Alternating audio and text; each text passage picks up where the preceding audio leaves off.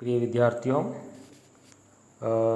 शब्द भेद के अंतर्गत हम पढ़ रहे हैं हिंदी के शब्द भेद और उसके आधार। उसी कड़ी में आज का अंतिम प्रकरण शब्द भेद का है, जिसमें कुछ और शब्द हैं जिनके बारे में हम पढ़ लेते हैं। सबसे पहले जो दिया हुआ शब्द है वो है रणन शब्द। रणन शब्द का अर्थ है जो शब्द पशु पक्षियों की आवाज़ों की नकल के रूप में प्रयुक्त होते हैं, उन शब्दों को रणन शब्द कहते हैं। जैसे रंबाना, मिमियाना, दहाड़ना आदि। यानी कि गाय रंबाती है, बकरी है वो मिमियाती है, शेर है दहाड़ता है। तो उसी तर्ज पर ऐसे जो शब्द बने पशु पक्षियों की आवाज़ की नकल के रूप में, उन शब्दों को रणन शब्द कहते हैं। उसके बाद में आप देख रहे हैं अनुकरण मूलक शब्द। अनुकरण मूलक शब्द दो तरह के हैं, ध्वन्यात्मक और दृश्यात्मक। ध्वन्यात्मक शब्द में ध्वनि के रूप में बने हुए शब्द हैं, जैसे कि बड़ बड़।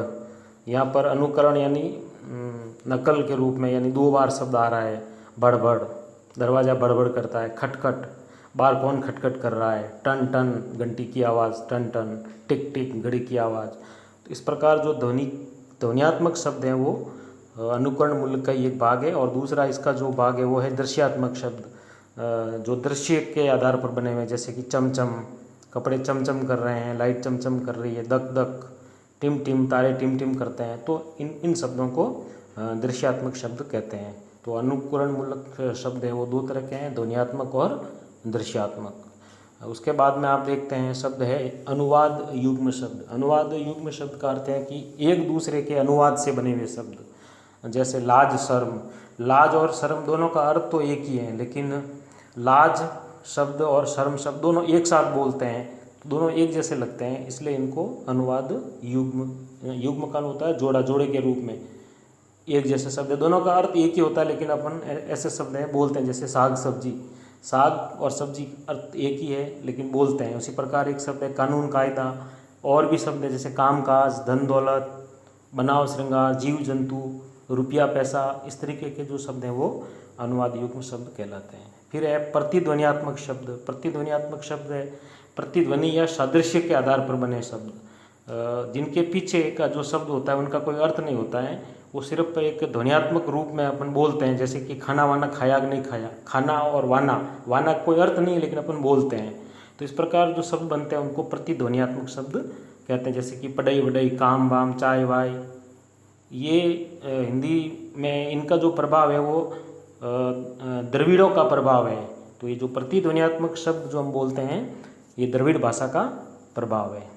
फिर है अंतिम है वो समूहवाची शब्द। समूहवाची शब्द जो अलग अलग समूह के लिए प्रचलित होते हैं, जैसे कि टुकड़ी, सेना की टुकड़ी, दस्ता, कागज़ का भी दस्ता हो सकता है, पुलिस का भी हो सकता है, झुंड, जानवरों का हो सकता है, गुच्छा फूलों का होता है, मंडली, गड्डी, ढेर, रेवड़। तो इस प्रकार बहुत सारे शब्द हैं। समिति है, परिवार है। तो जो समूह का बोध कराए हैं उन शब्दों को अपन समूहवाची शब्द कहते हैं। तो आज शब्द भेद का जो अंतिम प्रकरण था, जिसमें आपने पढ़ा है वो रणन शब्द जो पशु पक्षियों की आवाज़ की नकल के रूप में होते हैं, और अनुकरण मूलक शब्द ध्वन्यात्मक होते हैं और दृश्यात्मक होते हैं। ध्वन्यात्मक शब्द है वो ध्वनियों से बन जाते हैं, ध्वनि के तर्ज पर।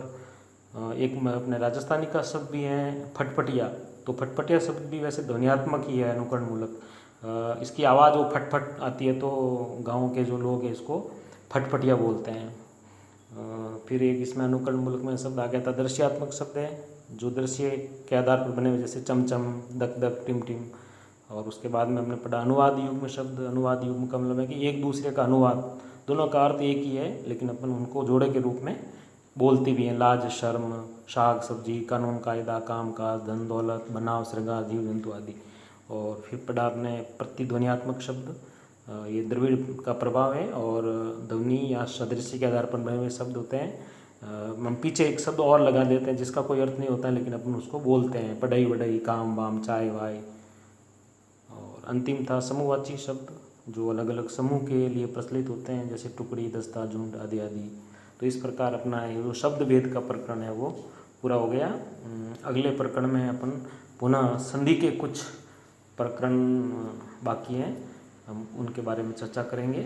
और इस प्रकार हम क्रमशः हिंदी व्याकरण के जितने भी महत्वपूर्ण प्रकरण हैं उन सभी का अपन अध्ययन करेंगे। तो आप ध्यानपूर्वक चैनल से जुड़े रहें और हमेशा इसका अभ्यास करते रहें।